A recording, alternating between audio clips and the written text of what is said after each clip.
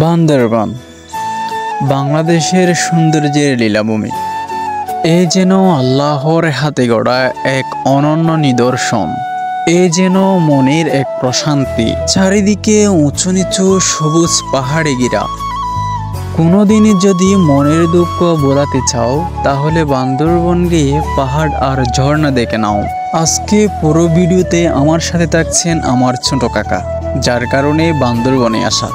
দৌড়তে গেলে ছোট থেকে বড় হওয়া পর্যন্ত বাইক নিয়ে কোনোদিন কোথাও দূরে যাওয়া হয়নি, আজকেই প্রথম। তাহলে চলেন যাওয়া যাক, যেতে যেতে কথা বলা যাক।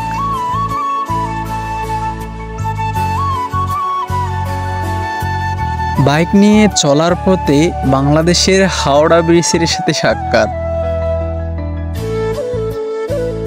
এখন যেটা দেখতেছেন এটা হচ্ছে বাইতুল ইজ্জত সাতকানিয়া বর্ডার গার্ড ক্যাম্প। এইখানে রয়েছে অনেক মায়ের সন্তান যারা আমাদের শান্তির জন্যই কাজ করে।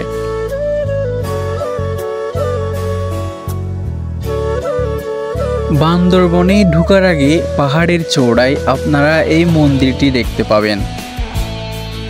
আর একটু গেলেই দেখতে পাবেন আই লাভ বান্দরবান, মানে আমি বান্দরবান ভালোবাসি। সো আমরা সর্বপ্রথম চলে আসলাম বান্দরবনের নীলাচল, যেখানে ঢোকার জন্য টিকিটের প্রয়োজন হয়।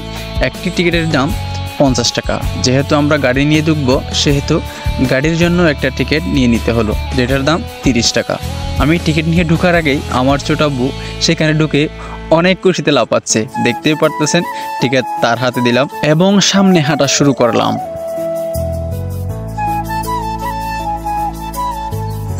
এইখানে ঢোকা মাত্রই আমরা এই পয়েন্টটাতে আটকে গেলাম, যেই পয়েন্টটা থেকে সরাসরি পাহাড়ের সৌন্দর্য অত্যন্ত সুন্দরভাবে উপভোগ করা যায়।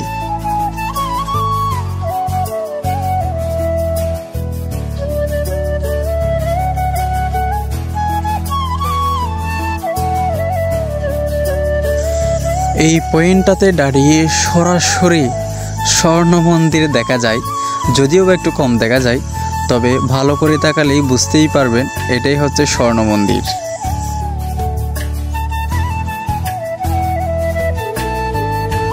এখন যেটা দেখতে পারতেছেন এটাই হচ্ছে নীলাচলের মেন সৌন্দর্য, যেখানে লেখা আছে নীলাচল, জেলা প্রশাসন বান্দরবন। দেখতেই পারতেছেন এখানে ওঠার সিঁড়িগুলো কি সুন্দর এবং উপরের পরিবেশটা কি সুন্দর।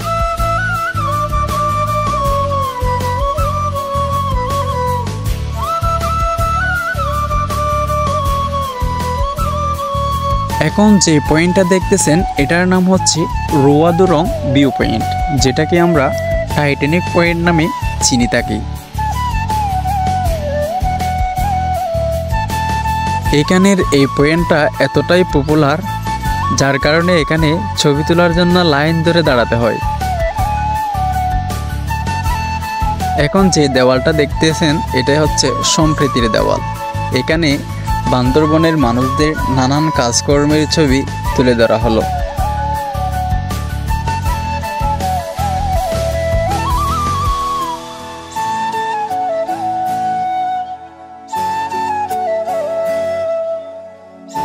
এই জায়গাটা হচ্ছে এখানকার নোটিশ বোর্ড। এখানে লেখা আছে কোন জিনিসটি কোথায় অবস্থিত। আপনারা চাইলে এখান থেকে কোন জিনিসটা কোথায় অবস্থিত সহজেই জেনে নিতে পারবেন।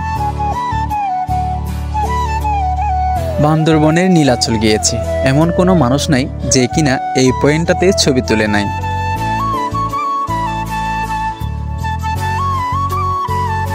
হ্যাঁ, এই পাহাড়গুলো দেখলে যেন মনে হয় মনের এক অনন্য প্রশান্তি। এখন যে পয়েন্টটা দেখতেছেন এটা হচ্ছে সিঁড়ির উপরে, আপনারা গেলেই দেখতে পাবেন এই পয়েন্টটা। এখন বর্তমানে যেটা দেখতেছেন এটা হচ্ছে ওই যে নোটিশ বোর্ডের কথা বলছিলাম, সেখান থেকে দেখে এখানে আসা। এটাও কিন্তু দেখতে অনেক সুন্দর। এখানে একটা রেস্টুরেন্ট আছে, দেখতে কিন্তু অত্যন্ত ভালো লাগে। বান্দরবনের নীলাচল ঘোরা শেষে এখন আমরা রওনা দিলাম মেঘলার উদ্দেশ্যে। মেঘলায় যেতে যেতে আমি আপনাদেরকে বান্দরবনের উঁচু নিচুর রাস্তাগুলা দেখাবো।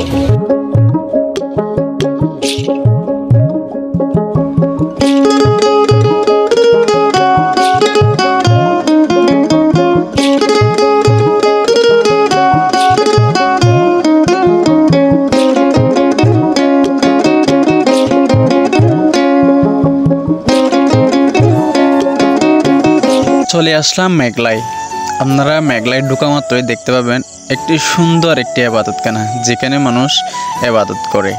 এখানে ঢোকার জন্য টিকিটের প্রয়োজন হয়। একটি টিকিটের দাম 50 টাকা করে।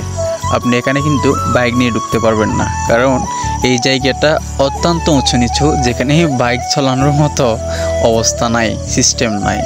যাই হোক, এখানে ঢোকার পরেই দেখতে পারতেছেন এখানের ভিউ।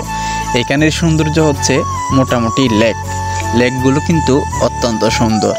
এখানের লেকে 2টি ঝুলন্ত ব্রিজ রয়েছে, যেগুলো কিন্তু অত্যন্ত সুন্দর।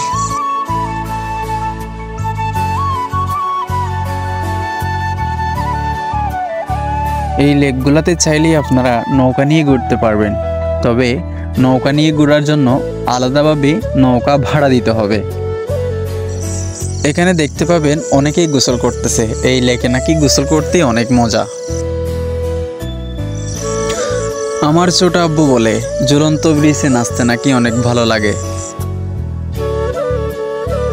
ঝুলন্ত ব্রিজটা পার হলেই দেখতে পাবেন অনেক সুন্দর সুন্দর পয়েন্ট, যেখানে ছবি তুললে অনেক সুন্দর হয়।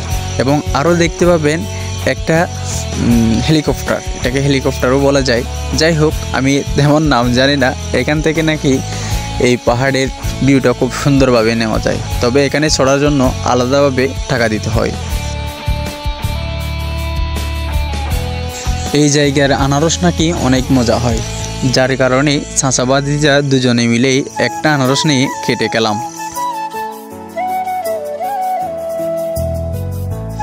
এই জায়গার আরও কিছু সৌন্দর্য রয়েছে, যেমন আপনারা দেখতে পারতেছেন এগুলো হচ্ছে হরিণ। এখানে আরও বিভিন্ন ধরনের পশু পাখি রয়েছে।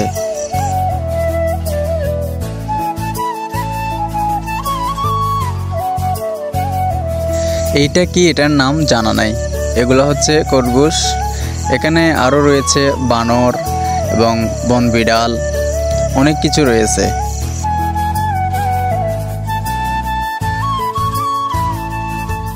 এখানে এসে বানরের কাজকর্ম দেখে অনেক মজা পেলাম।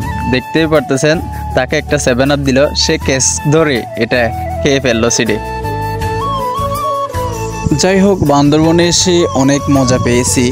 আজকের ভিডিওটা এতটুকু পর্যন্ত।